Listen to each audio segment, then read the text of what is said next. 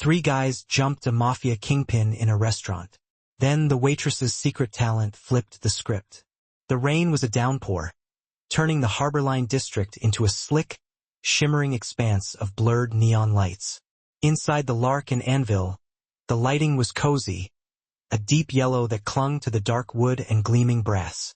There was a scent of damp wool, aged wine, and the roasting garlic wafting from his private glass-walled space overlooking the pier. Silas Rohr was watching the container cranes lumber like skeletal giants against the bruised night sky. His scotch remained untouched.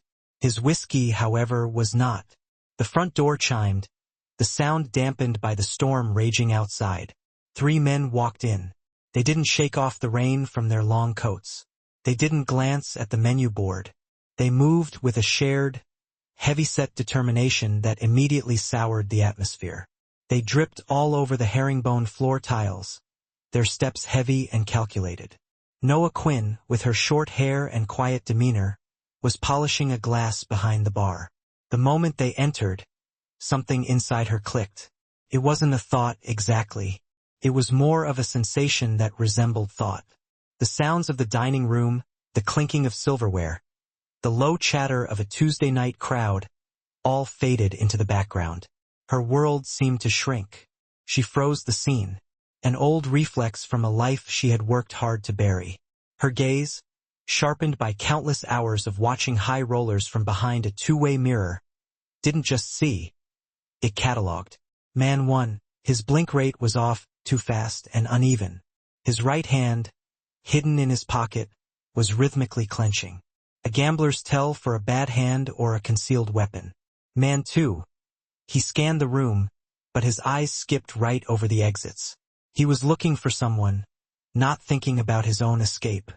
Under his left armpit, the cheap fabric of his suit jacket was pulled just enough to reveal the distinct, hard outline of a pistol grip. Man 3, he was the anchor keeping watch over the other two. His posture was relaxed, but he was ready. This wasn't a robbery. This was an assassination attempt, and their target was obvious, the guy in the glass box. It all happened in the blink of an eye. Man 2 reached under his coat. Noah didn't hesitate. She was holding a heavy tray set for table 4, a bottle of Barolo, 2 glasses, some bread. She didn't drop it. She used it in a move that was more dance than defense. She sent the tray spinning. The heavy red wine bottle sailed through the air in a perfect arc, spinning end over end, aimed not at his head, but at his hand. It connected with a wet, sickening crack of bone and glass. The bottle shattered against the wall as the first man screamed, his hand ruined, his weapon clattering uselessly to the floor. At the same time, her other hand shoved the heavy, wheeled dessert cart directly into the path of Man 2. The chrome cart slammed into his shins, the metal edge cutting deep. He stumbled, his first shot going wild, exploding a row of whiskey bottles behind the bar.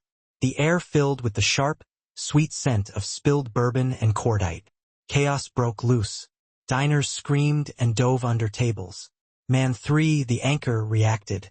He grabbed the nearest diner, a woman with a pearl necklace, yanking her back as a human shield. He pressed a short-barreled weapon to her temple. "Nobody move, Rohr. Show yourself." Silas Rohr was already standing in the shattered remains of his glass room. He was calm. He looked past the gunman, past the hostage, and straight at Noah. Noah's mind was running cold. She analyzed the new problem, the hostage, Man 3. He was shielded, but her eyes found the anchor points. She focused on the woman's earring, a heavy gold hoop, and a loose button on her coat, just below the gunman's arm. These were the points of leverage, the places the eye is naturally drawn. She'd learned this trick from a street magician in Vegas, a guy who could make a watch disappear right in front of your eyes. Her hand shot out to the wall panel, ripping the cover off the emergency lighting controls. She didn't hit the alarm. She slammed her palm onto the junction box for the decorative lighting. The small, ornate chandelier directly above the gunman, a collection of heavy iron and glass, wasn't designed to fall, but its emergency magnetic clasp was. Noah shorted it. With a groan of metal, the fixture dropped 2 feet, then stopped, held by its safety chain. It didn't hit them. It didn't need to. It was a sudden, jarring intrusion into the gunman's line of sight. He flinched, his head jerking up, his grip on the hostage loosening for a split second. That was all she needed. Silas Rohr watched, his expression unreadable, as his own two bodyguards, who had just started to move, stopped, following his silent, hand-chopped signal. He waved them back. He was watching her. Noah crossed the space. She didn't run. She flowed. She moved into the gunman's blind spot as he tried to regain control of the hostage. She didn't punch him. She didn't kick him. Her left hand cupped his elbow. Her right hand pressed against the back of his shoulder. It was a casino security takedown designed to be clean, to minimize lawsuits, to be brutally efficient without being overtly violent. She applied pressure, a joint lock. The man's shoulder rotated in a way it was never meant to. His fingers splayed open instinctively. The gun fell onto the carpet. Noah kicked it, sliding it under the bar. She used his own momentum to spin him, slamming him face first into the wall, and held him there. Her knee pressed into his spine. Silence. The only sounds were the rain, the sobbing hostage, and the drip of spilled whiskey. Noah backed away, her hands rising slightly, trying to fade back into the role of waitress, but it was too late. The police weren't called. Within minutes, men in dark suits who were clearly not police officers arrived. They moved with quiet, professional efficiency. This was Silas Rohr's scene preservation team. Rohr had a history with the Federal Corporate Integrity Bureau, the FCIB, and he despised unresolved, noisy incidents. The two conscious gunmen were hauled to their feet. The one with the broken hand was pale. They were marched out a side door. Silas Rohr stepped out of his ruined room, brushing a shard of glass from the shoulder of his expensive suit. His men were handling the mess. He was focused only on Noah. He recognized the economy of her movements, the balance, the complete lack of panic. That wasn't civilian self-defense. That was training. His gaze pinned her, an assessing weight that felt more dangerous than the gunman.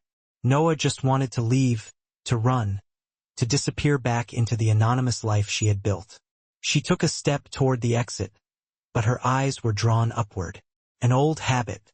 High in the vaulted ceiling, concealed within a decorative iron scroll, was a dome camera. A tiny red indicator light, one that shouldn't have been on, blinked once. Someone else, somewhere far away, was watching. Silas Rohr didn't ask questions. He gestured with his chin toward a narrow door behind the bar, a door Noah had always assumed was a closet or a storage room. His men, the silent ones who had materialized to clear the wreckage, parted to let her pass. The door opened into a wine room, a space so cold the air felt thin. It smelled of old oak, cork, and a sterile, dry metal tang that reminded her of a server room. The heavy, insulated door clicked shut behind her, the sound as soft and final as a latch on a cage. Silas stood by a rack of dark bottles, not looking at her, but at the reflection of the room in a polished silver ice bucket. The silence stretched, a tool he was clearly skilled at using. He let it build until she could feel the pulse in her own throat.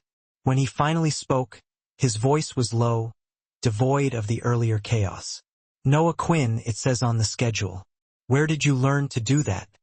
Noah kept her hands clasped loosely in front of her, her posture neutral. "Here and there. You pick things up. You picked up a bottle of Burolo and used it to break a man's wrist. You shorted a light fixture to disorient a second man, and you disarmed a third with a compliance hold. That's not picking things up." He turned, his eyes flat, analytical. "Third question. Why save me?" "They were going to shoot." Noah gave him the simplest, cleanest truth. It was bad for business, bad for tips.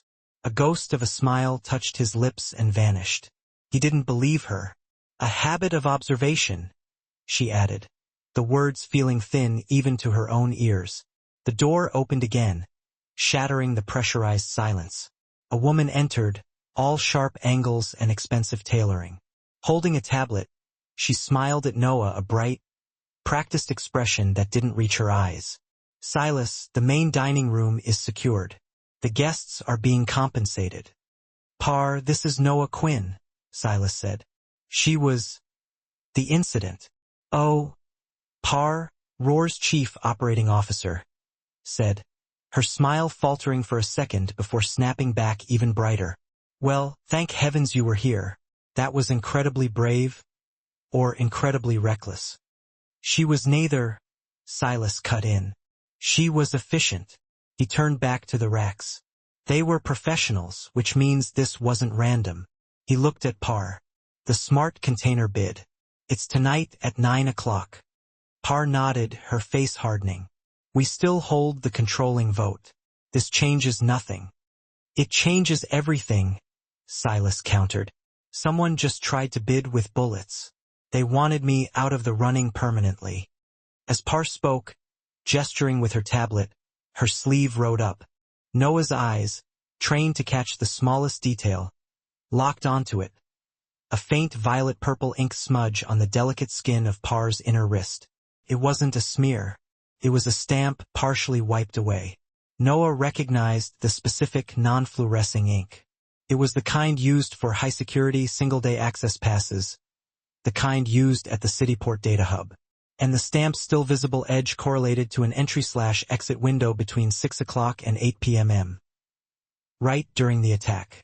Noah's phone vibrated in her apron pocket. It was a restricted number, a text message. She read it without moving the phone from her pocket. A skill learned in casino pits. * Don't trust the glass room. Eyes on the dome. * Her blood ran cold. The red light. You deserve compensation for this. Silas was saying, pulling his wallet out. No, Noah said, the words sharper than she intended. I'm good. Silas paused, his hand still in his jacket. Everyone has a price, Miss Quinn. I just want to go home. I'm not... This... He studied her for another long moment, then slid the wallet back. Fine, but I'm changing your job description. I don't want you pouring wine anymore. He gestured vaguely to the restaurant. I want you to stand in a corner I can't see. It wasn't a request. It was a statement. He was telling her she was now a blind spot. A piece on the board he didn't understand and therefore wanted contained. I'll think about it, she lied. Go, he said, dismissing her. Before she left the main dining room, she paused. The red dome camera was still active. She looked at the scene, the overturned cart, the shattered Burlo bottle, the broken chandelier. It looked like a lucky, chaotic brawl. She walked to the cart. With 2 precise movements, she angled its wheels slightly, moving it from the place she had pushed it to a new position, one that made the gunman's stumble look like a simple accident. She nudged a broken piece of the bottle with her toe, sliding it under a table, obscuring its trajectory. She made her precision look like luck. She was rewriting the narrative for the person watching the feed, downgrading herself from an operator to a bystander who got a lucky shot. Then she walked out into the harbor line rain, the smell of damp concrete a relief. She pulled her collar tight and dialed a number from memory. Juno, it's me. I need a favor. I need you to find out who owns the feed on a security camera at the Lark and Anvil, the one on the main ceiling. Yeah, the dome. I need to know where it's streaming. Back in the wine room, Silas Roar stood in the darkness, the only light coming from the rain-slicked docks outside. Par was gone. He was alone. Listening to the chime of his phone, he answered. Roar. A filtered voice on the other end said, official and cold. Silas, this is a courtesy call from the Mid-Atlantic Organized Crime Board. We're getting chatter. This attempt tonight wasn't from any of the families. It was an outside player. I figured, Silas said. They're called the Heliotrope Syndicate, and Silas, they don't just bid on contracts. They acquire them. Be careful who you trust. The call ended. Silas stared at the empty doorway where Noah Quinn had stood, the woman who was either incredibly brave, incredibly reckless, or something else entirely. Noah's loft apartment smelled of rain, old books, and the faint, sharp scent of ozone from the elevated train that passed 2 blocks away. She double-locked the door, the sound of the deadbolt sliding home a small, solid comfort in the humming quiet. She hung her damp uniform, the white apron, the black shirt, and for a moment just stood in the dark, letting her eyes adjust, letting the adrenaline from the Lark and Anvil finally recede, leaving a residue of cold clarity. Her movements were ritualistic. She went to a worn wooden chest at the foot of her bed and lifted the lid. It wasn't full of mementos. It was a toolbox. Inside, nestled in custom-cut foam, were a few high-density data drives, a set of miniature optics, and a single laminated ID card. She picked up the card. The photo showed a younger Noah, her hair longer, her expression blank, institutional. The name was different. The title was what mattered. Horizon Mirage Casino Surveillance Analyst, 3rd floor. Eye in the sky, she murmured to the empty room. A life she had surgically removed. A past she had buried under the mundane identity of a waitress. A life that had just found her again. Her phone buzzed on the counter. A secure message from Juno. * got it. Domecam is third-party hardware, not on the Anvil's network. Is streaming a single encrypted feed. Took me a while, but I bounced the signal. The server is in Providence, Rhode Island, masked behind a holding company for a 24-hour car wash. Whoever they are, they're not amateurs. * Noah stared at the message. Providence, not local. This was bigger than a simple territory dispute. She plugged a drive into her laptop and began to build a timeline, a simple wireframe of the event. She focused on the attack, the entry, the execution, and the one detail that bothered her the most. She messaged Juno again. * check the Anvil's internal power logs for tonight, 8 p.m. to 8:30. * the reply came back in less than a minute. * weird micro outage. 90 seconds. Exactly 90 seconds. Started 1 minute before the men walked in. Not a surge, a scheduled dip. Power to the internal cameras and metal detectors went offline, but not the dome. * Noah's fingers tightened. An admin-level maneuver, she whispered. Someone with high-level access to the building's automation system had to physically schedule that dip. It was a digital key clearing the path. This was an inside job. Her personal phone, the one Silas Rohr now had the number 4, lit up. A single text from him. * one of the 3, the one with the broken hand. His arrest was faked. He was released from central booking less than an hour ago. * too fast. He was feeding her information or he was testing her. Maybe both. He was confirming what she already knew. The hand inside the restaurant was connected to a hand inside the system. Noah closed her eyes, replaying the scene. Not her own actions, but his. Silas Rohr. When the first shot was fired, he didn't duck. He didn't shield himself.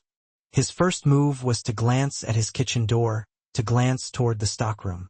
He wasn't afraid of the bullet. He was afraid of who it would pass through to get to him.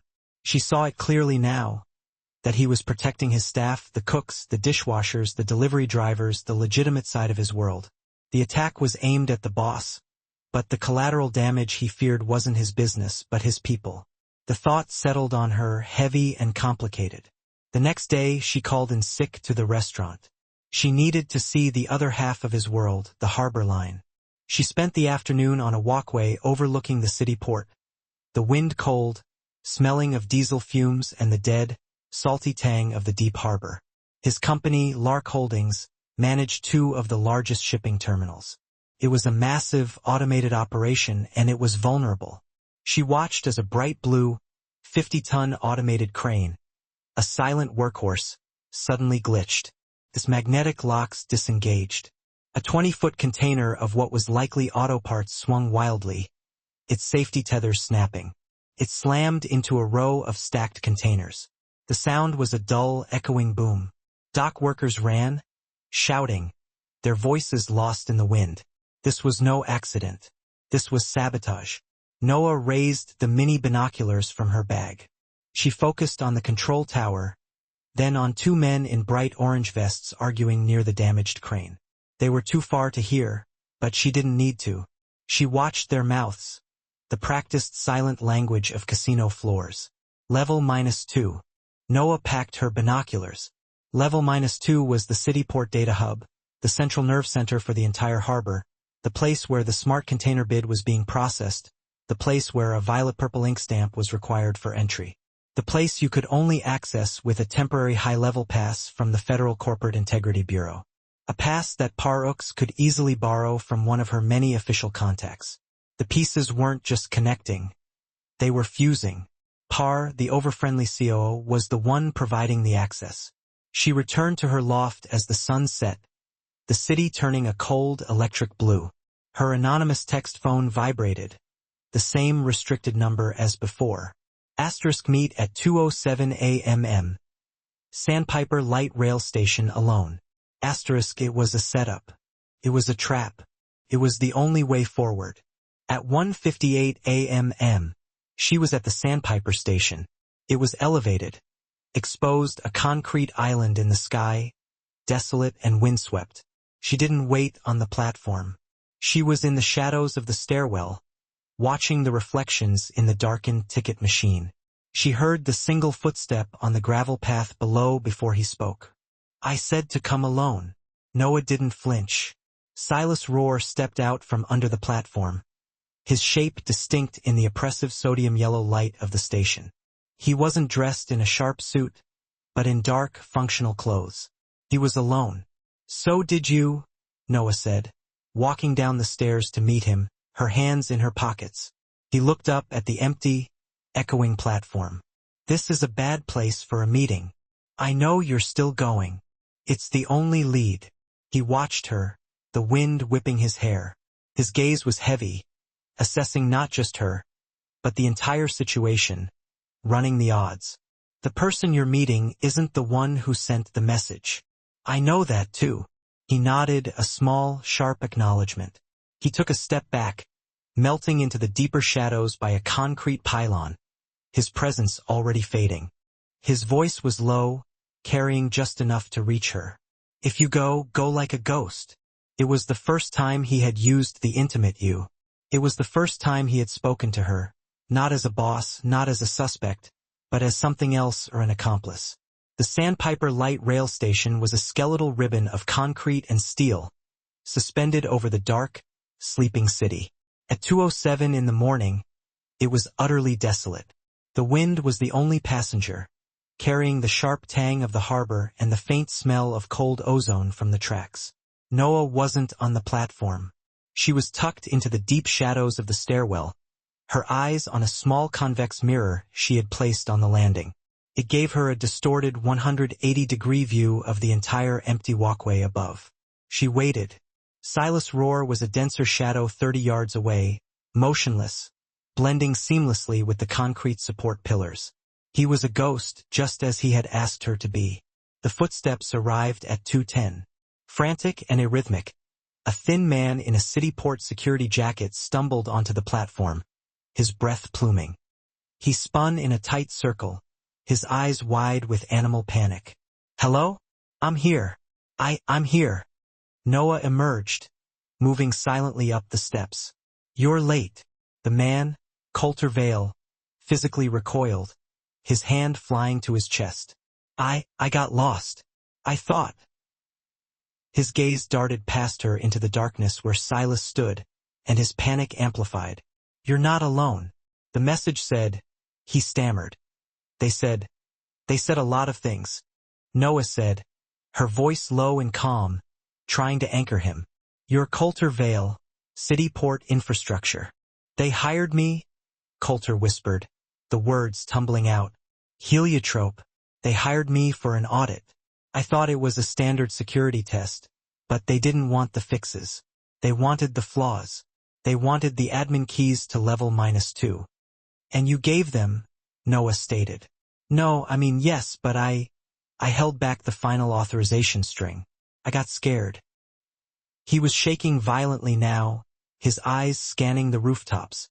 The people who helped them, they just disappear. They vanish from the system. Their access is revoked. Their apartments are empty. They just stop existing. I don't want to disappear. I want to redeem this. He fumbled in his pocket, pulling out a slim silver data key. He slid it across the concrete toward her. This is it, the real one. The key filed to the master server room. In return, you have to get me out of the state. I have a sister in Ohio. Silas Rohr. He can do that, right? He can. Silas's voice rumbled from the shadows just as Coulter visibly relaxed.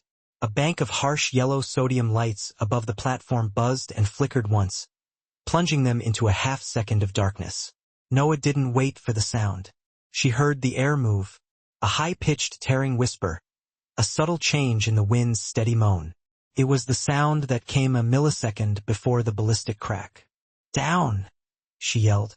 She grabbed the front of Coulter's jacket and yanked, pulling him off his feet and onto the cold concrete. At 25 minutes and 47 seconds, in a swift motion, she dived for the scant protection offered by the ticket kiosk. A fragment of concrete burst from the pillar just behind where Coulter's head had been moments before, the air now thick with stinging dust. "Oh God! Oh God!" Coulter shrieked, curling himself into a fetal position. Silas, already pressed flat against the sturdiest support column, had his weapon drawn. He didn't fire. He was assessing, pinpointing. "Rooftop," he muttered, his voice tight.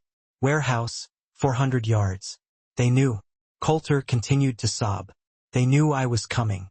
They knew someone was," Noah corrected, her thoughts focused and sharp at 26 minutes and 23 seconds. The shot was professional. The shooter had factored in the wind. She scanned the area, cataloging everything. The shooter was positioned high. They were low, but there, 30 feet away on a pole, was a city port transit camera, its red light blinking steadily. The sniper was likely using it for reconnaissance. "Keep him down," Noah instructed Silas. She reached into her pocket and pulled out a quarter. "What are you doing?" Silas hissed, his gaze still sweeping the roofline, attempting to draw fire. She didn't throw the quarter at the sniper at 26 minutes and 57 seconds. She threw it at the camera. With a practiced, sharp flick of her wrist, she sent the coin spinning end over end. It caught the yellow light, becoming a sudden, bright anomaly. It struck the camera's plastic housing with a loud, sharp tink.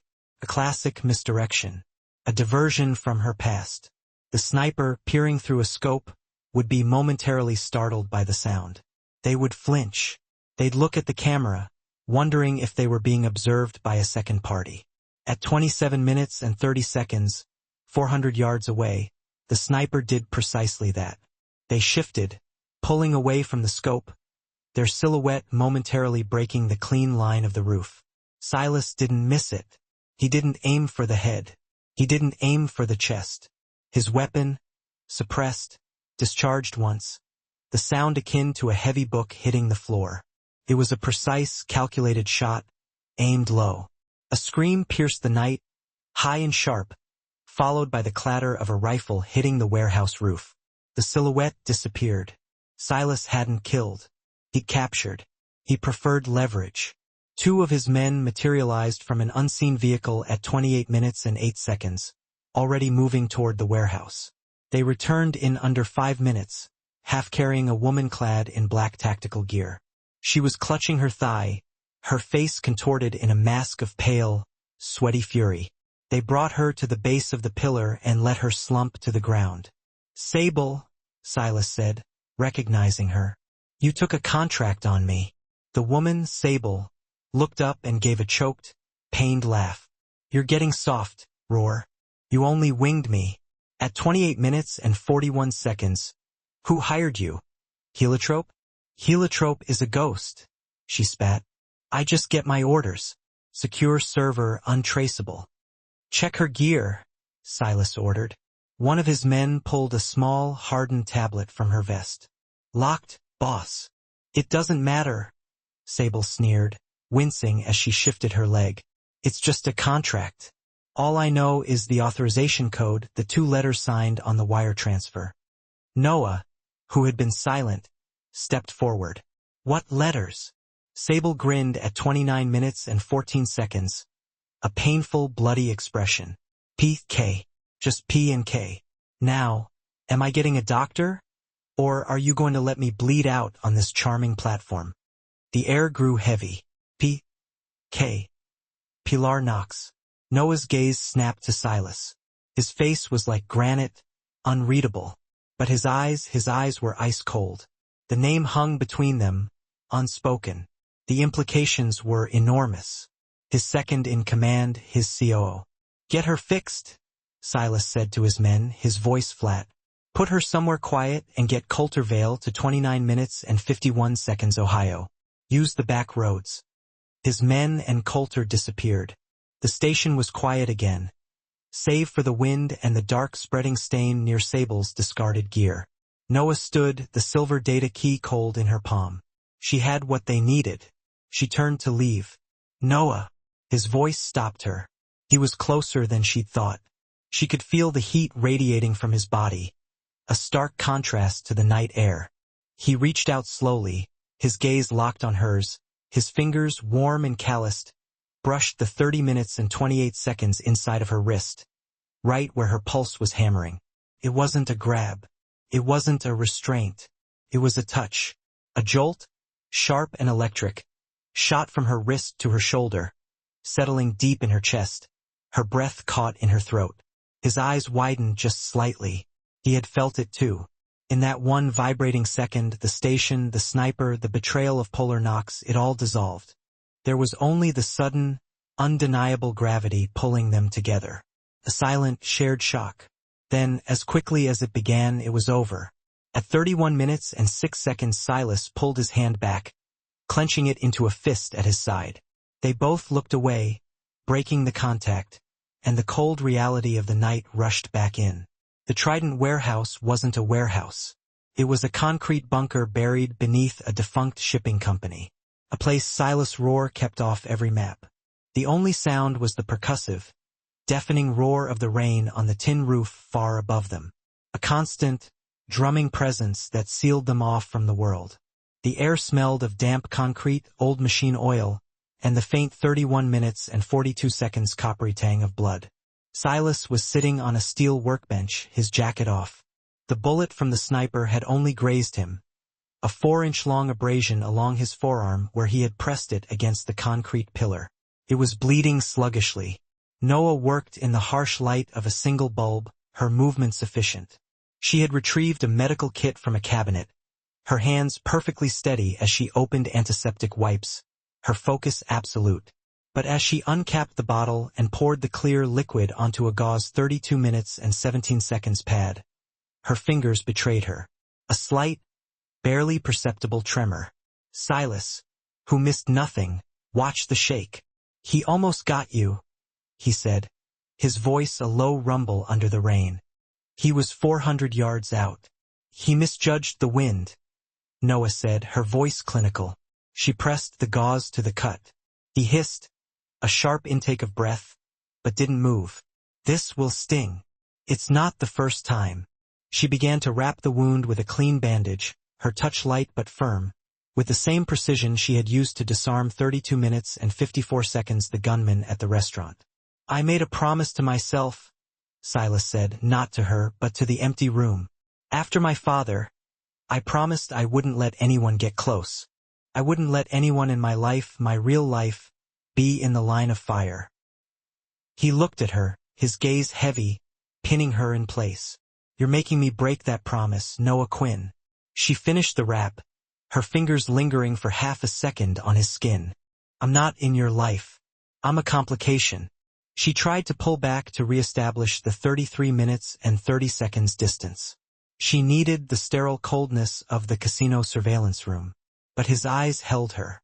They weren't the eyes of a mafia boss. They were the eyes of a man who had been alone for a very long time and had just seen something he couldn't categorize.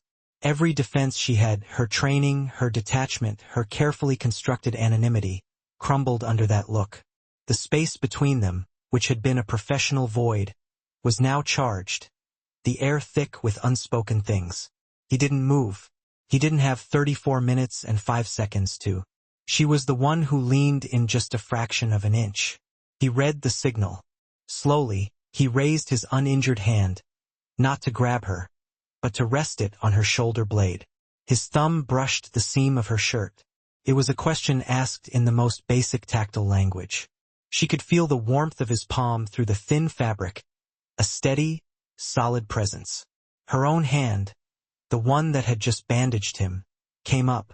She hesitated, then laid her fingers lightly against the hard line of his jaw. His skin was rough with stubble at 34 minutes and 41 seconds. She felt the muscle underneath it clench at her touch. They stayed like that for a long, silent moment. The rain hammered the roof. Their breath fogged in the cold air. It was a pause, a final check. She looked into his eyes, and he looked into hers. A shared, silent nod. He met her halfway. The first kiss wasn't a collision. It was a discovery. It wasn't rushed or desperate. It was slow, tentative, and deeply intentional.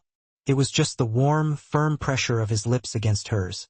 A stark contrast to 35 minutes and 17 seconds, the cold air and the smell of rain. Her back found the rough, hewn wooden door of the safe house, the old wood pressing into her shirt. His hand moved from her shoulder, his fingers tangling in her short hair, tilting her head. He broke the kiss, pulling back just enough to speak, his forehead resting against hers, his voice rough. "If you don't want this, I'm here," she whispered. And it was the truest thing she had said in years. She closed the distance this time.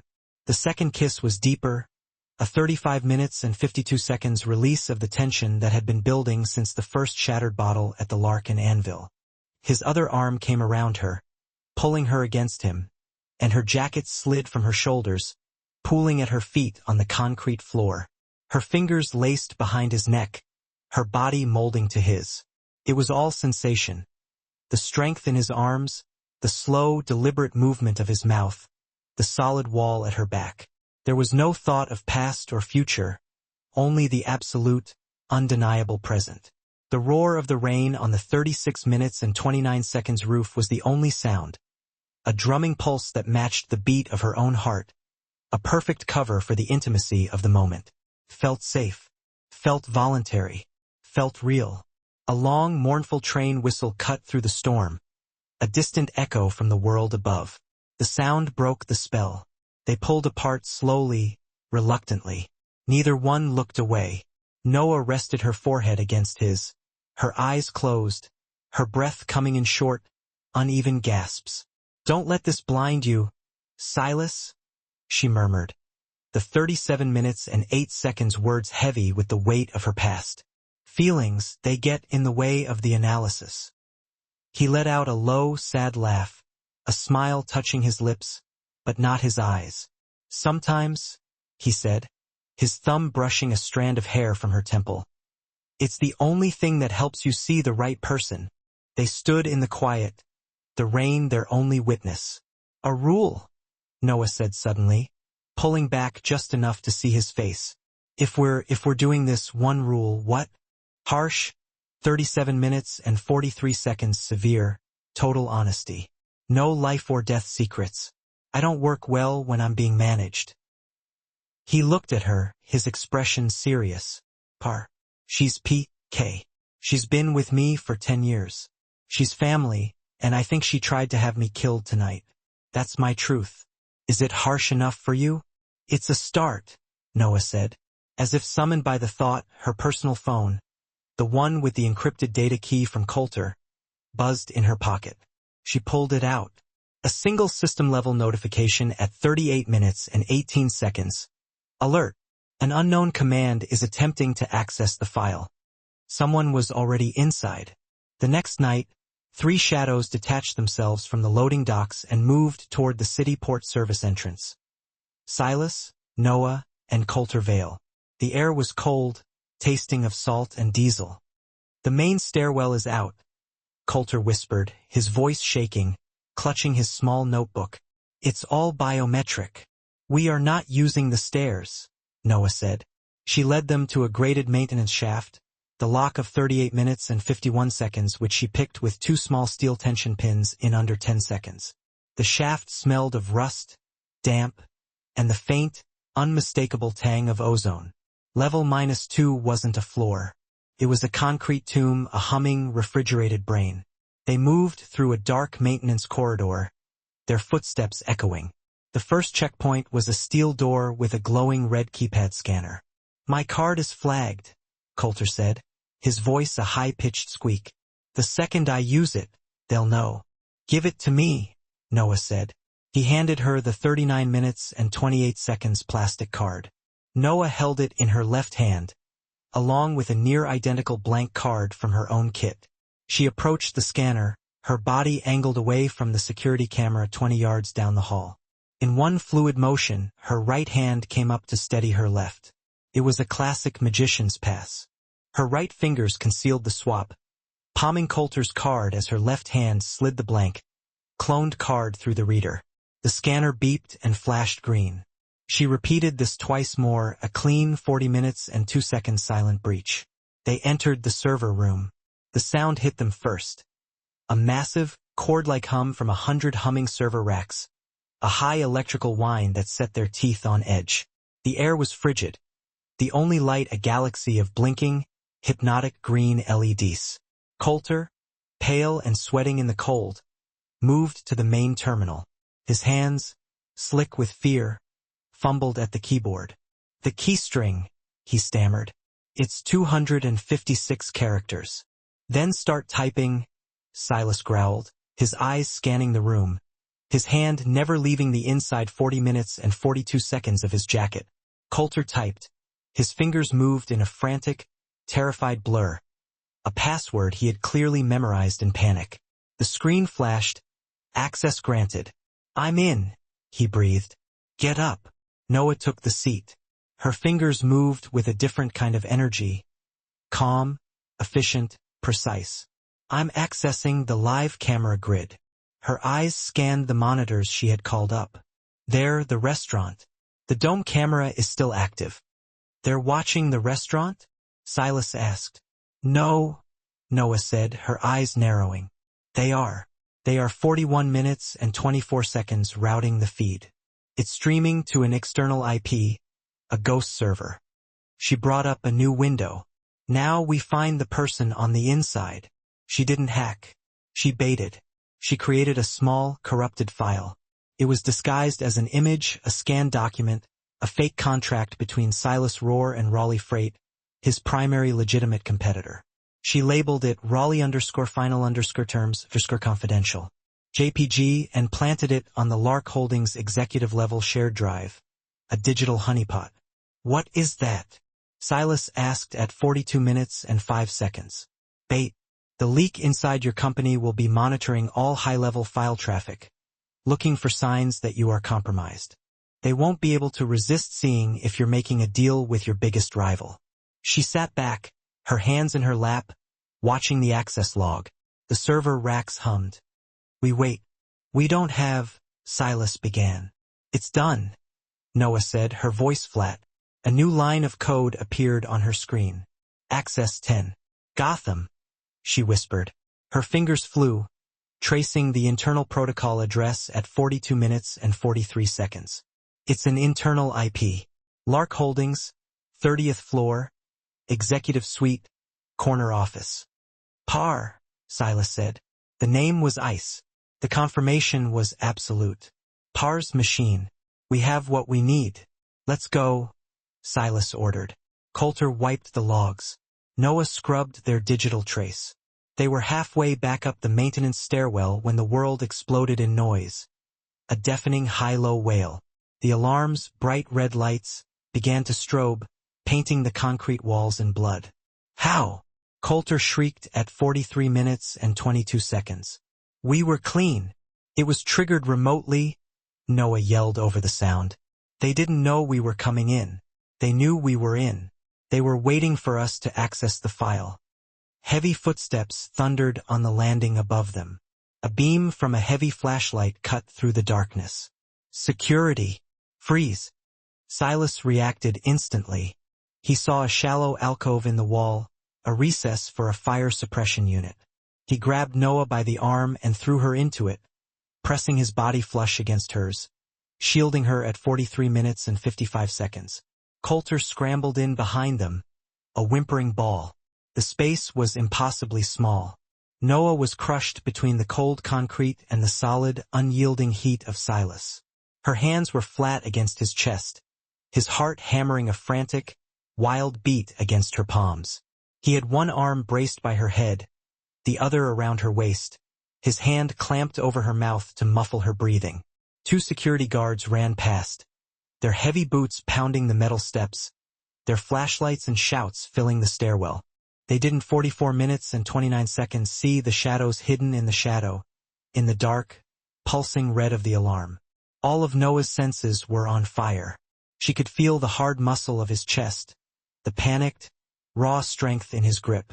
She could smell him, not cologne, but the scent of wool, soap, and the sharp metallic tang of his own adrenaline.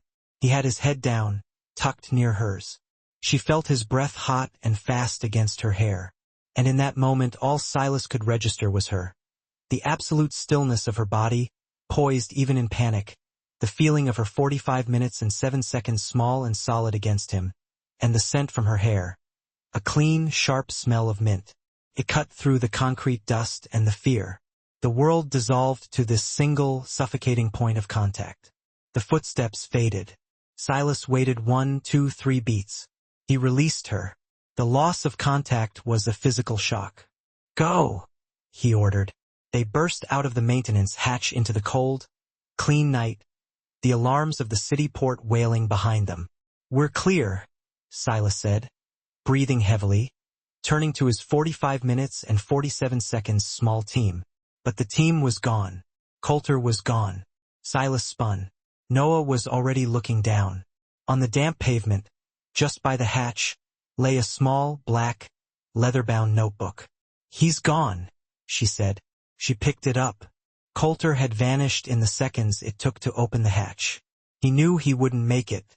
This was a dead drop. She opened the back cover. Tucked into a leather sleeve was a single, tiny micro SD card. Back at the Trident warehouse, she plugged it into a reader. One file, a video. The quality 46 minutes and 24 seconds was poor, shaky, filmed from a distance, no audio. The location was the abandoned St. Indigo Chapel. The timestamp was from 1 week ago. She saw Polar Knox, her face pale and strained, standing by the ruined altar. A man in a simple gray suit stood with his back to the camera. Polar was gesturing wildly, crying. The man in gray said something. He handed her a small, dark object, a data key. Polar took it, her hand shaking. The video ended. Silas stared at the frozen image of his COO, his most trusted associate, 47 minutes and 2 seconds taking a package from a ghost. "She's compromised," he said, his voice a low, dangerous rumble. "I'm going to her office. I'm going to end this." He moved toward the door. "Stop!" He turned. Noah was standing by the laptop, her expression as cold and analytical as the server room. "You're still missing the most important piece," she said.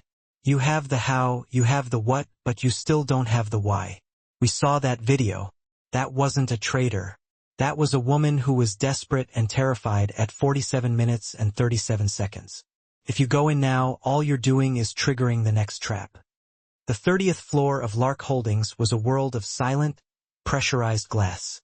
Silas Rohr's legitimate empire. Noah was there as his new risk management consultant, a title so vague it screamed suspicion. Polar Knox stood at the head of a massive, black onyx conference table, her voice the picture of calm competence, delivering a flawless quarterly logistics projection. Noah wasn't listening. She was watching, not Par, but Par's faint reflection in the floor to 48 minutes and 16 seconds ceiling window that overlooked the harbor. Par was a fortress. Her smile was precise, her gestures efficient, her eye contact perfectly distributed to every member of the executive team, but she never looked at Silas. And she never looked at her own reflection. "And finally," Silas said, his voice flat, reading from the agenda, "the semi-annual review of our personnel insurance and disability claims.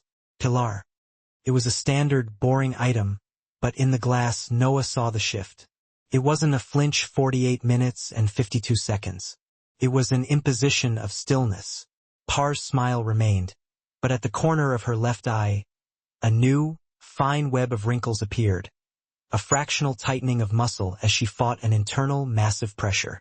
Her blink rate, which had been steady, stalled for 1, 2, 3 seconds. The trigger, insurance. 10 minutes later, they were in Silas's private office. The door was locked, the soundproofing engaged, reducing the world to a heavy, expensive silence. "It's the insurance," Noah said, standing by the window at 49 minutes and 28 seconds. "That's the key." Silas didn't respond. He walked to the bar, poured 2 glasses of water, and handed one to her. He was watching the docks, the same view as from the conference room, but his gaze was fixed on a specific loading crane by Pier 4. "Last year," he said, his voice quiet, stripped of its command. "A subcontractor was cutting corners. Standard procedure, shoddy rigging on a container crane. It wasn't one of my men, but it was on my dock." He paused. The memory was clearly a heavy weight. 50 minutes and 2 seconds she was engaged to a man named David. He was the dock foreman. He was right under it. The story settled in the air, cold and heavy. She was the one who found him. Silas continued, his voice now a low gravel. The company fought the claim. The insurance carrier denied the payout. A safety procedure violation. They found a technicality on a form and ruled him negligent. They wiped him away with a signature. Noah finally understood. She looked at the man who commanded the city's shadows, now just a 50 minutes and 36 seconds man staring at a ghost. "She's not a traitor, Silas," Noah said, her voice softening. "She's a mourner. She's not after your money. She wants revenge on the system, the one that let a man die and then called him negligent to save a few thousand. So she's burning it all down," he reasoned, his jaw tight. "And starting with me. No, she's being used. Heliotrope didn't buy her loyalty. They weaponized her grief. They promised her justice. And in return, she became the drill they used to get inside your walls and inside 51 minutes and 12 seconds the city port." Her anonymous phone, the one she kept in her pocket, buzzed. A text from the same restricted number. "Want to save him? Stop the Ledger Hall signing tonight, 7 o'clock. Noah looked up from the phone, her blood cold. "It's tonight, the city port contract. They're making their move." She looked at Silas. "You have to cancel. You can't sign it." "No." The word was absolute. "Silas, that's the trap. They've sabotaged the cranes. They've compromised the data hub. Your signature is the final piece. You'll be 51 minutes and 48 seconds validating a corrupted system, giving Heliotrope the legal cover they need to take over the entire harbor." "And if I don't sign?" he countered, his anger rising, the boss returning. "If I don't show up to the biggest municipal contract signing in a decade, Cityport will terminate my lease. They'll void all my licenses. Lark Holdings, the legitimate side of things, Noah, it all vanishes. 2,000 people, 2,000 jobs, people with families, folks who work those docks, they're done for. I won't sacrifice them to save my own hide. So, you'll sacrifice them to Heliotrope instead?" she retorted, stepping right into his personal space. "How many more Davids will there be when they're in control of all the data? When they can just shut down safety protocols from a server sitting in Providence? Those 2,000 jobs won't mean a thing if everyone's dead." He was cornered. She could see it. Trapped by his own success, his own sense of responsibility. He paced, a lion stuck in a cage of his own making. She stepped right in front of him, stopping him in his tracks. Her voice wasn't loud, but it was sharp as a shard of glass. "If your signature is the price they pay with their blood, Silas, I'll break your pen." He froze, looking down at her, at the absolute cold certainty in her eyes. The anger in his gaze just drained away, replaced by that calculating, analytical focus she'd seen back at the Sandpiper station. He glanced at the heavy gold-nibbed pen sitting on his desk. "Then we don't break the pen," he stated, a new, dangerous energy now in his voice. "We change the ink." He strode right to his desk. "We don't cancel. We go. But we sign a different contract."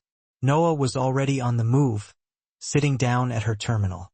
"Heliotrope is a data syndicate, so we cut off their data." Her fingers flew across the keyboard. Her old life, the eye in the sky, taking over. "We had an addendum, a last-minute rider." She typed, her voice a rapid-fire explanation. "1. A data antitrust clause. It mandates that all logistics data be mirrored and audited by a non-affiliated, independent third party, in real time. 2. A transparency rider.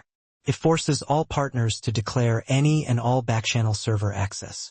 If an anomaly is found, the partner faces catastrophic, immediate financial penalties. It makes secrecy impossible. Heliotrope will never sign that, Silas said, reading over her shoulder. Exactly, Noah responded, hitting print. They won't, but the city port authorities in public will have to. You'll look like a champion of transparency. We're calling their bluff. We're forcing them to either expose themselves or just walk away from the table.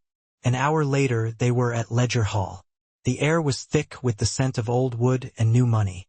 City officials, lawyers, and logistics partners were packed into the room. Before the signing, Silas, as was protocol, handed the tablet with the last-minute addendum to his COO for a final review. Perrin took it. She read the first clause. Her professional smile stayed put. She read the second one. Her face didn't change, but the hand holding the tablet started shaking. A violent, uncontrolled tremor.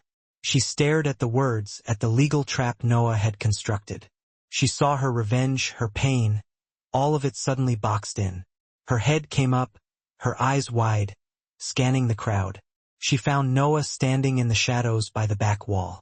It was a look of pure, unadulterated recognition. Perrin knew. She knew that Noah knew everything. The tablet slipped from her grip, clattering onto the polished table. Perrin turned, not to Silas, not to the stage, but to the side exit. She shoved the door open and ran. Noah didn't wait for Silas to be clear of the cameras. The moment Perrin ran, Noah was moving, a shadow slipping through the panicked, confused crowd at Ledger Hall.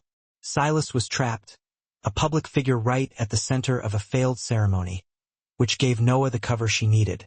She tracked Perrin through the downtown streets, a desperate, frantic flight. Perrin wasn't a professional. She ran with her head down, her movements clumsy, her path predictable. She was running toward the only place of penance she had left. The St. Indigo Chapel was a skeleton of a building, a condemned Gothic shell in a neighborhood the city had forgotten. The sound of a new, sharp crack, not old with settling, but fresh glass breaking, echoed from inside. Noah slipped right through the gap where a stained glass window had been, landing silently on a floor thick with plaster dust and the cold, waxy smell of 1,000 dead candles. Perrin was at the altar, sweeping her arm across its surface. Votive holders and a heavy brass cross crashed down onto the marble. No, she screamed, a sound of pure, undiluted anguish. On the altar, held down by rocks, was a diagram of the city port, marked in red with stress points, and surrounding it, like some morbid shrine, were 4 photographs. One was of a smiling, dark-haired man in a hard hat. David Perrin, Noah said, her voice quiet, absorbing the sound in the vast, dusty space. Perrin, her face a ruin of tears and terror. You followed me. Get away. He trusted you, Perrin. He trusted you with everything. I didn't want to break him. Perrin's voice was a raw wound. I wanted to break the game, the whole dirty, filthy system that lets men like David die and then calls them negligent. She slammed her fist on the altar, right on the picture of the man she loved. Heliotrope promised me justice. They said they'd expose the insurance fraud. They promised they would ruin the men who signed that paper. They promised. Her voice broke. And then they betrayed me. They don't care about justice. They just want the port. A slow, deliberate, single clap echoed from the darkness of the nave. Such passion, Perrin. It is frankly exhausting. A man stepped out from the deep shadows by the baptismal font. He was dressed in a perfectly tailored gray suit, his hair neat, his face unremarkable. He looked like an auditor, only his eyes were wrong, flat, colorless, and ancient. This was Mr. Oakes. His voice was as dry as his suit, a soft, papery whisper. She was a tool, you see, a compromised, emotional, and ultimately unreliable tool. He didn't look at Perrin. His gaze was fixed with an almost academic curiosity on Noah. But you, he continued, taking a step closer, you are fascinating, Noah Quinn, or should I use the name on your Horizon Mirage surveillance license? You were the best eye in Vegas, they said, until you saw something you shouldn't have. Noah's blood went cold. He knew her past. Perrin was a hammer, Oakes said, dismissing her with a wave. Heliotrope needs a scalpel. We need an eye in the sky to oversee the entire harbor. The position is yours. We will give you the power that Perrin only dreamed of. All you have to do is step aside.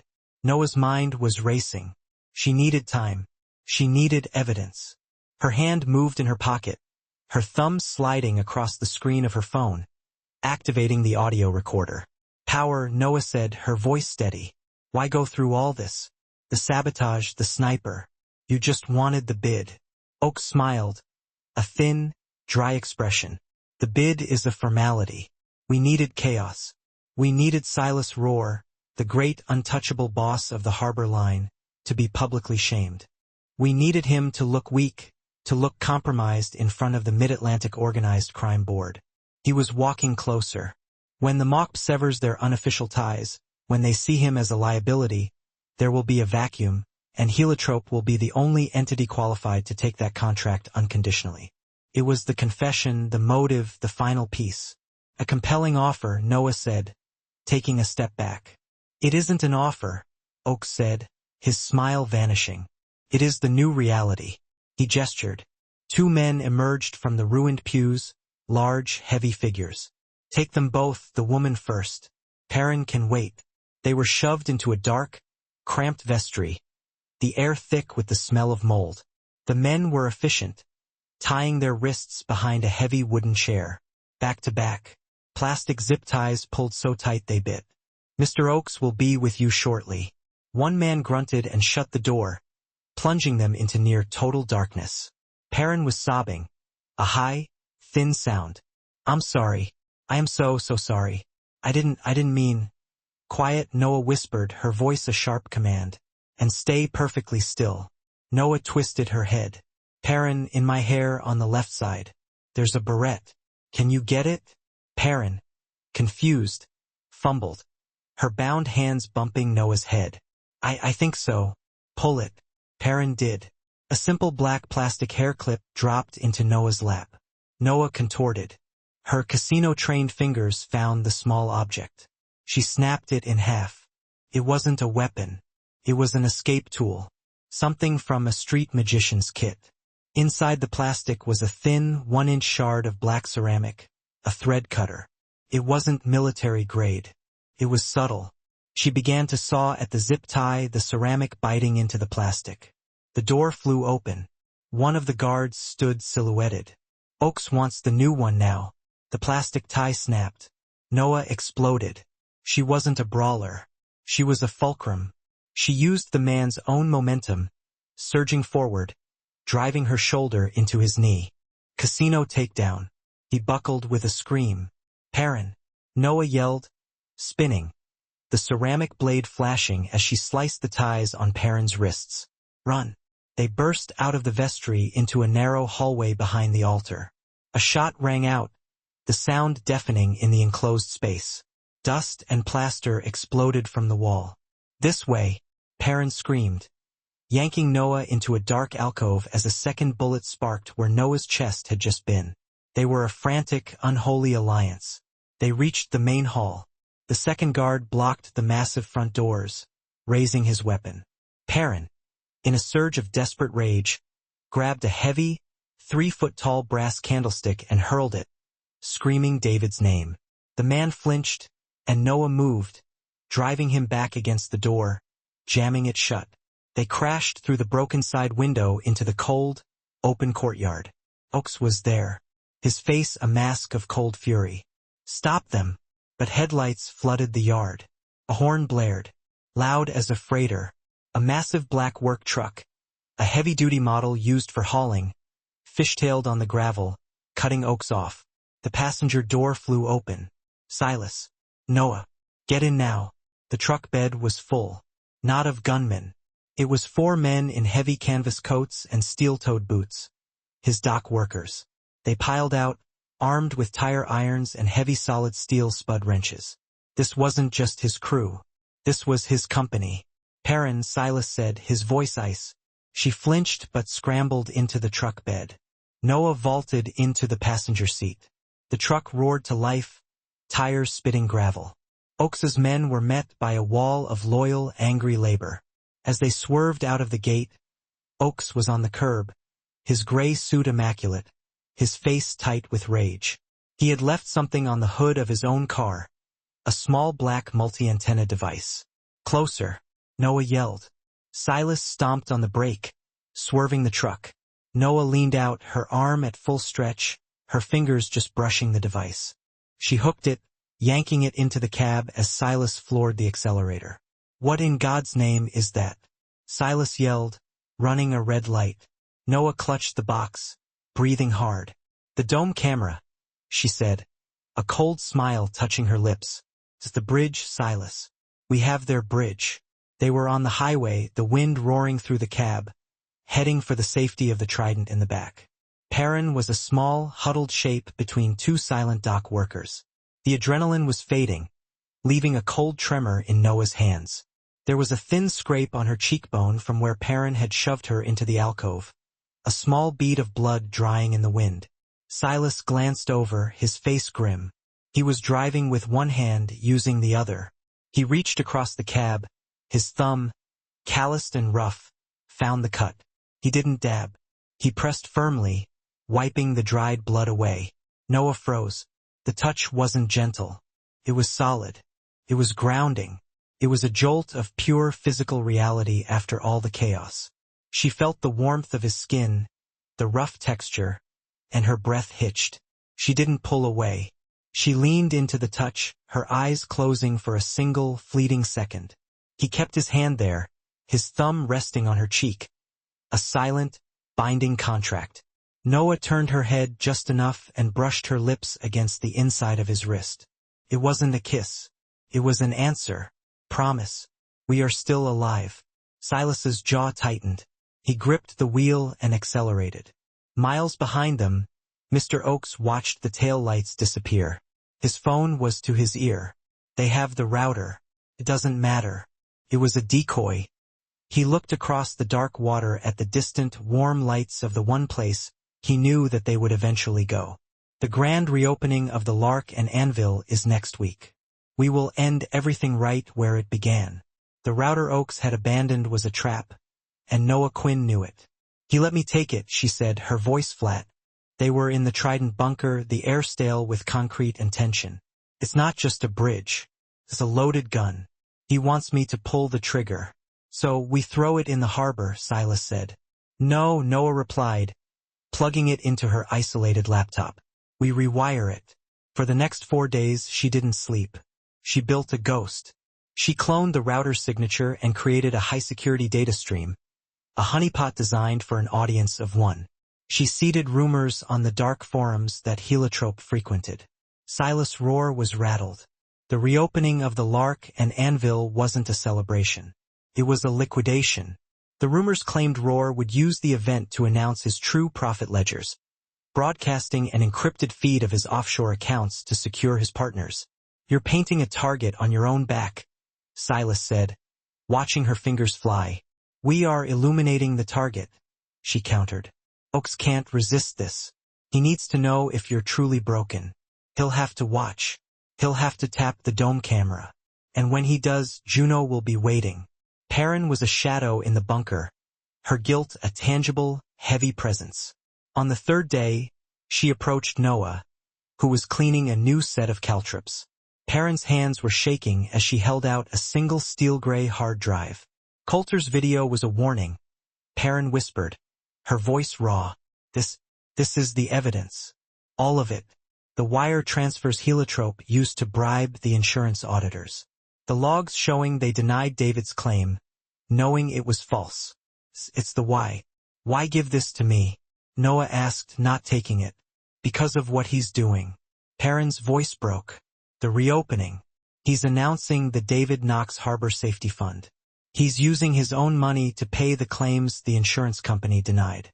He's turning my sin into a legacy for David. She forced the drive into Noah's hand. I will cooperate. I will stand up in court and say every word. But you have to promise me. Keep me out of a cage. I'm not asking for absolution. I'm asking for a chance to fix what I broke. Noah closed her hand over the drive. You help us stop Oaks tonight, Perrin, and I'll make sure your testimony is the only thing they see. The night of the reopening was cold. The sea breeze sharp. The lark and anvil was transformed. The glass room was gone, replaced by an open patio. The crowd wasn't the elite. It was the dock workers, the kitchen staff, the drivers, and their families. Silas was making a statement. This was a community, not a fortress. Juno was set up in the corner. Her DJ rig a camouflage for a powerful mesh network. A private digital web that she'd cast over a 3-block radius, invisible to any outside scan. Near the entrance, 2 men in unremarkable suits nursed club sodas. They weren't Silas's men. They were MAOCB, there by invitation to observe. An hour before the doors opened, Noah gathered the staff. Tonight, we're introducing a new item, she said, her voice cutting through the kitchen chatter. The harbor smoke. It's a game. When the music cuts out and you hear this bell, she rang a small service bell. You have 90 seconds. You smile. You tell the guests it's the cold smoke show, and you guide everyone to the patio. Fast. Safest and fastest team gets a bonus. The staff laughed, but the head chef, a man loyal to Silas, saw the precision in her eyes. This wasn't a game. It was a 90-second evacuation drill disguised as service.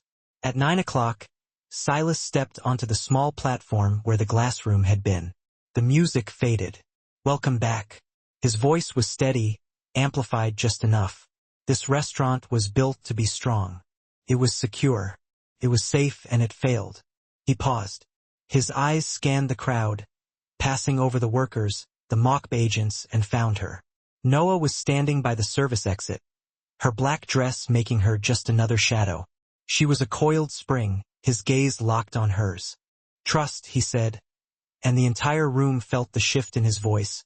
Isn't a wall. It isn't a vault. It's a bridge. It's what you build after the glass shatters. It was a confession. It was a promise. It was for her. He held her gaze, and in front of everyone, he gave a single, almost imperceptible nod. The trap is set. I am in place. Noah's breath caught. She nodded back. I see you. Her earpiece crackled. Juno's voice a whisper. Noah, we have a bite. A high-gain antenna just powered on. Rooftop building across the street. He's tapping your fake data stream. A second passed. And bingo. The dome eye is online. The real one. Oaks is streaming from it. He's watching Silas from the roof across the street. I have the ID. It's him. We have him. Perrin. Noah whispered into her wrist comm. Move. Silas continued to speak, his voice a calm, steady anchor, holding the entire room's attention. He was the perfect living bait. Noah melted from the doorway.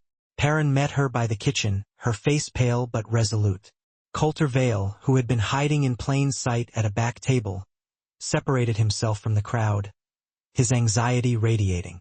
He was their guide to the building across the street. He's across the street, on the roof, Noah said, her voice a low, urgent hum. He thinks he's the hunter. He's the target. They didn't go out the front. They went down into the basement and up the service stairs of the adjoining building. The wind hit Noah as she cracked open the roof door of the target building.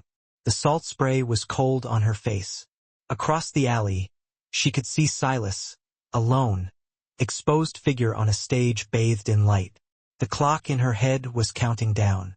All the threads, Perrin's grief, Oakes's ambition, Silas's trust, were pulling tight, converging on this single windswept point. The wind on the rooftop was a physical thing, a cold shove that smelled of the deep harbor. Across the alley, Silas was a single illuminated target on the stage. Mr. Oakes wasn't watching him. He was kneeling, his back to the ledge, connecting a smoking device to a large industrial propane tank. He was staging an accident. Munt, you shouldn't cover your mouth when you're speaking on camera. Noah's voice cut through the wind. Oakes spun, his gray suit immaculate, his composure shattering. He hadn't heard her. Perrin and Coulter ascended the final steps. He hissed, his hand flying to his earpiece. I saw you on the dome feed when you were testing the connection. Noah stepped out of the stairwell's shadow. You were practicing. She recited the sequence she'd lip-read hours earlier. Alpha Tango 9004. Execute. Oaks's face went pale. He tapped his earpiece, his voice a frantic whisper. She's here on the roof. A sharp female voice crackled over the open channel, loud enough for Noah to hear in the sudden quiet. Then finish it, Oaks. I don't care how. I'm activating the security team now. Oaks froze, his eyes wide. Vivian, we have a complication. Noah's mind connected the final wire. Vivian Searle, the corrupt port director. Not just a partner, but the true head of Heliotrope. Vivian's laugh was like breaking glass. I've already bought a private security team. They're entering the lobby as we speak. Your entire little community is about to be detained. Mr. Roar. She sneered, clearly watching Silas on her own feed. But as 4 men in black tactical gear tried to breach the Lycan anvil, they found their path blocked. Not by gunmen, but by a silent, solid wall of dock workers, chefs and drivers, standing shoulder to shoulder. Silas's community. The plan for hired violence had met a wall of legitimate labor. On the roof, Oaks realized the ground plan was failing. He pulled a compact pistol from his jacket. An admirable effort, he whispered, his voice shaking, but pointless. Noah was already analyzing the environment. The wind gusted from the west. Oaks was squinting against the harsh floodlights of the restaurant sign. To his left, a stainless steel cover for a ventilation duct. Oaks raised the gun. Noah moved, grabbing the heavy steel lid. She angled it, catching the bright neon glare of the sign, and focused it, a brilliant, blinding beam directly into Oaks's eyes. He flinched, a half-second of pure white blindness. It was all Silas needed. He exploded from the stairwell door, not as a brawler, but as a force, a choreographed piece of controlled power. He didn't aim for Oaks. He aimed for the space he occupied. A stray shot from Oaks's struggle sparked off the concrete near Coulter. Look out! Perrin screamed, shoving Coulter Vale behind a heavy air-conditioning unit, her allegiance sealed in steel. In the chaos, Oaks scrambled for the detonator. It's over, Vivian, he yelled. I'm activating the gas. Vivian's voice was pure ice over the comms. Then do it. But as she hit her own execute command, Juno, listening from her DJ booth, intercepted the signal. She didn't block it. She inverted it. Down at the party, the massive LED screen behind Silas, meant for his speech, flickered. It didn't show the ledger. It showed the live feed from Vivian Searle's office computer. It showed her face contorted in rage as her voice boomed over the restaurant speakers. I paid for the bribes. I paid for the sniper. I wasn't about to let Roar Juno's mesh network push that final file, that hard drive, through. Parr had already provided the bribery logs, the concrete proof. The Mayo CB agents at the bar didn't even flinch. They just stood there watching, and one of them spoke quietly into his wrist communicator. The bid was effectively frozen. Up on the roof, Oaks heard his partner's confession blaring from the street below. At 1 hour 18 minutes and 27 seconds, he was completely broken, resorting to one last desperate act. He suddenly lunged, but not at Silas. He went for Noah, yanking her backward. His arm clamped tight around her throat, the gun pressed against her temple. Silas froze solid. Let her go. Drop it, Rory. Right here, Silas. His face ashen, Silas slowly bent down, carefully placing his weapon on the ground. He chose her. Noah didn't struggle, didn't panic. She was remarkably calm. She locked eyes with Silas. I am not afraid. She gave one single, deliberate blink. She knew this particular hold. It was the same one street magicians used to escape. She didn't fight against the pressure. She used it to her advantage. She exhaled completely at 1 hour 19 minutes and 8 seconds, making her body as small as possible. She dropped her center of gravity, twisting her wrist expertly into the hold, breaking his leverage. Oaks, suddenly holding nothing but air, stumbled backward. Silas was already in motion. He kicked his own gun clear of the area, and in the very same movement, His hand snapped down on Oakes's wrist with brutal force. The gun clattered uselessly across the rooftop. Silas slammed Oakes hard against the roof ledge, locking him in a clean, non-lethal hold. It was finally over. Downstairs, Vivian Sorrell made a desperate break for it. She burst through the front door, only to be confronted by the dock workers. At 1 hour, 19 minutes, and 42 seconds, they didn't touch her. They didn't threaten her in any way. They simply stood there, a silent, unmoving circle of people. The new order of the harbor, effectively blocking her escape. The storm had finally passed. Hours later, the police and the Mayo spies were long gone. The Lark and Anvil was quiet, peaceful, in the newly renovated kitchen. The air was filled with the comforting smells of thyme and gently simmering stock. Steam curled lazily from a large soup pot on the stove. Noah was leaning casually against the counter, watching the steam rise. She was exhausted, but there was a stillness about her. Silas came up quietly behind her. He didn't startle her at all. His arm came around her waist at 1 hour 20 minutes and 19 seconds, pulling her gently back against his chest. It wasn't a desperate grab for connection.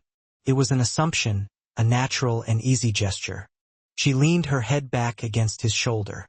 Her hand came up to cover his, their fingers lacing together intimately. He bent his head, his lips lightly brushing her temple. "You stayed," he whispered softly. She turned in his arms, her gaze meeting his, holding it for a long moment. There was no adrenaline coursing through their veins, no driving rain, no immediate danger, just the warm, inviting light of the kitchen. He kissed her. It was slow and steady, and tasted of the safety and security they had built together from the ground up. It was a solid promise for the future at 1 hour 20 minutes and 56 seconds. A promise of no more running. The kitchen was quiet, save for the soft sound of the pilot light in the oven. A low blue flame flickering steadily to life. Outside, high above the dark, still harbor, the repaired neon sign of the Lark and Anvil flickered, hesitated for a moment, and then lit up fully, bathing the street below in a steady, warm glow. The very place where 3 men had launched a brutal attack was now the place where 2 people had consciously chosen to begin a new chapter in their lives. Thank you so much for taking the time to listen to this story. We would love to know where you're listening from. So, please feel free to comment below and share your thoughts with us so we can all connect with one another. Please subscribe to our channel, Mafia Boss Stories, and give this video a like. And if you want to help this story reach a wider audience, please support us by hitting that hype button. We appreciate all of you more than words can say at 1 hour 21 minutes and 30 seconds.